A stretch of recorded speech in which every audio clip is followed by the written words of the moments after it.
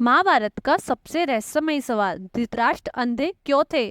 किस कारण उनके 98 पुत्रों की मृत्यु हुई और किस श्राप के कारण धृतराष्ट्र जलकर मृत्यु को प्राप्त हुए? महाभारत करवाने वाला धृतराष्ट्र अपने पूर्व जन्म के पापों के कारण जन्म से ही अंधा पैदा हुआ था। भगवान श्री कृष्ण ने गीता में जो उपदेश दिया था उसे अर्जुन के अतिरिक्त संजय और धृतराष्ट्र ने भी सुना था।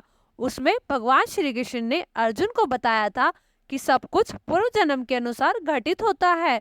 सभी जीवों को अपने पूर्व जन्म के अनुसार कर्मों का दंड भुगतना पड़ता है।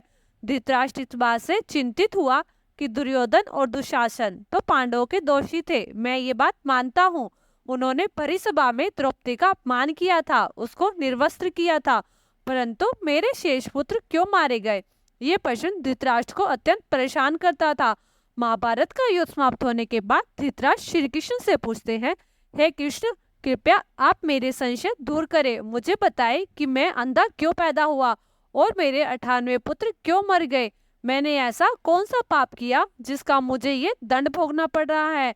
मैंने खुद आपके मुख से अर्जुन को कुरुक्षेत्र के मैदान में ये कहते हुए सुना था कि हम जो कुछ भोगते हैं वो हमारे पिछले जन्मों के कारण होता है। मुझे ये तो समझ आ गया, मेरे सभी पुत्रों की मृत्यु होना और मेरा अंधा पैदा होना मेरे पूर्व जन्म के कारण है। परंतु हे केशव, आप मुझे ये बताने का कष्ट करें कि मैंने ऐसा कौन सा नीच काम किया जिस कारण मुझे ये सब कष्ट उठाने पड़े। भगवान श्री कृष्ण ने कहा, महाराज धृतराष्ट्र, आपने जो सुना वो उचित ही सुना था। कर्मों का दंड तो सभी को भोगना पड़ता है, चाहे वो राजा हो या रंग। अब आप ध्यान से सुने। महाराज धृतराष्ट्र, आप इस जन्म में भी राजा हैं और पिछले जन्म में भी एक राजा थे, परंतु आपने राजा के मद में आकर कई पाप कर्म किए। आपके राज्य में तपस्वी ब्राह्मण रहते थे। ब्राह्मण के आश्रम में हंसों का एक जोड़ा अपने बच्चों के साथ रहता था। ब्राह्मण उस हंस के जोड़े को उसके बच्चों को अपने परिवार की तरह ही प्यार करते थे। उसका लगाव भी उनके साथ परिवार के सदस्यों जैसा ही था। एक बार ब्राह्मण को तीर्थ यात्रा पर जाना था, परंतु हंसों को चिंता के कारण वो जा नहीं पाए। उन्होंने अपनी इस चिंता के बारे में एक साधु को बताया, जिसे सुन साधु कहने लगा, तीर्थ में हंसों को बांधक बताकर आप हंसों का अगला जन्म क्यों खराब कर रहे हो?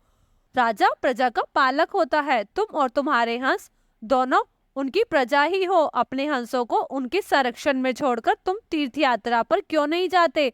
भगवान श्री कृष्ण धृतराष्ट्र को आगे बताते हैं, आप एक प्रजापालक राजा थे, इसलिए उस ब्राह्मण को साधु की कही हुई बात अच्छी लगी और वह आपके पास आया और अपनी सारी व्यथा सुनाई।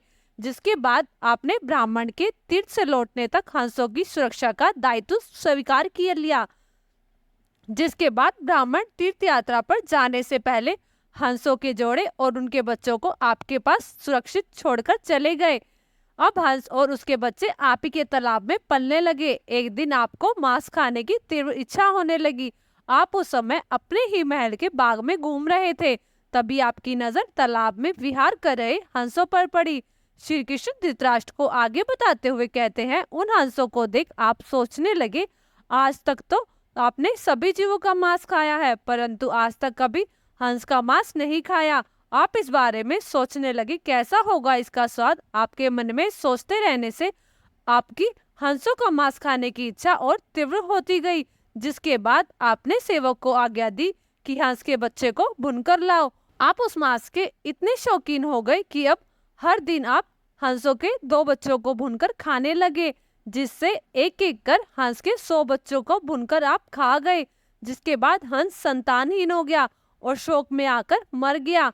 कई वर्षों के बाद जब वो ब्राह्मण तीर्थ यात्रा से वापस लौटा और आपके पास आया और आपसे अपने हंसों के बारे में पूछा, तब आपने सत्य बताने की जगह उस ब्राह्मण को झूठ बोल दिया कि आपके हंस किसी बीमारी के चलते मर गए हैं। ब्राह्मण आपके प्रजापालक राजा होने के नाते आपके ऊपर पूर्ण रूप से विश्वास करता था, इसलिए उसने आपकी बात मान ली और विलाप करते हुए अपने आश्रम को चला गया। श्री कृष्ण धृतराष्ट्र से कहते हैं, महाराज धृतराष्ट्र, एक तो आपने हंसों के बच्चों को खा लिया जो आपके पास संरक्षण के लिए आए थे, और उसके बाद आपने तीर्थ यात्रा पर गए हुए ब्राह्मण को झूठ बोला, उसके साथ विश्वासघात किया। वो क्या सोचकर आपके ऊपर विश्वास करके अपने हंसों को छोड़कर गया था? जो उसका परिवार थे। आपने एक साथ कई झूठ बोलकर अपराध किए।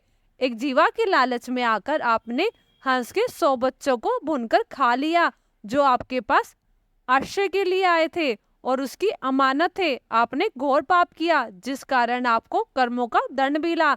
जैसे आपने लालच के चलते हंसों के बच्चों को मारा, वैसे ही लालच के चक्कर में आकर आपके सभी पुत्र मारे गए। आपने ना तब राजधर्म का पालन किया और ना अब इस जन्म में। आपके इन विश्वासघातों के कारण आप अंधे पैदा हुए और अपने ही राजकाज में विफल हुए। महाभारत के युद्ध की समाप्ति के 15 वर्ष के बाद धृतराष्ट्र गांधारी अपना संपूर्ण राजपाट त्याग बिना पांडवों को बताए लज्जा के मारे संजय के कहने पर वन में चले जाते हैं। समय बीतता गया। एक दिन धृतराष्ट्र गंगा स्नान करने के लिए गए और उसी समय जंगल में आग लगी, जिसे देख संजय महाराज धृतराष्ट्र को वहां से चलने के लिए कहता है, परंतु दुर्बल शरीर होने के कारण धृतराष्ट्र जाने से मना कर देता है। जिसके बाद धृतराष्ट्र और गांधारी उसी अग्नि में जलकर मर जाते हैं और संजय हिमालय की कंदराओं में जाकर तपस्या करने के लिए चले जाते हैं। नारद जी धृतराष्ट्र और गांधारी के मृत्यु का समाचार युधिष्ठिर को देते हैं, जिसके बाद युधिष्ठिर उनकी आत्म शांति की क्रिया के लिए वहां पहुंच जाते हैं और इस प्रकार महाभारत के एक और महत्वपूर्ण पाठ का अंत होता है।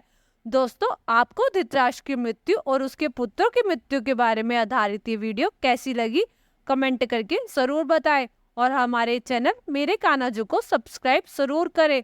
हम आपके लिए ऐसी ही धार्मिक वीडियो लाते रहेंगे। धन्यवाद। जय श्री कृष्ण।